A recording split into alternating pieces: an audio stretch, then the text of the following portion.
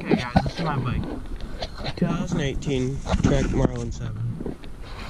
Well, I've done do it so far. So I got a pair of ODI grips on it. Maxxis hookworm tires. Spoke skins. SC Big Flyer seat. And some pegs. And a 203mm rotor on the back of it, which helps a lot with brake power. It's pretty much stock. It's got a lot of stickers on it that I made. Bike Life, Backwoods MTB. Another Bike Life sticker in here. See it or not? Wrap sticker. But it's got rock shocks, fork on the front of it. 1 cup holder.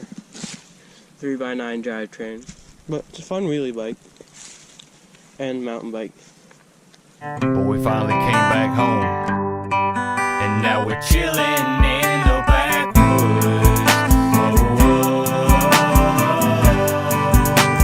chilling in the backwoods. Whoa,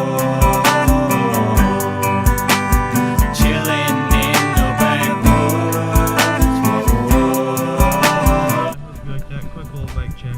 Thanks for watching. Don't forget to like and subscribe. Always remember to keep it in the backwoods.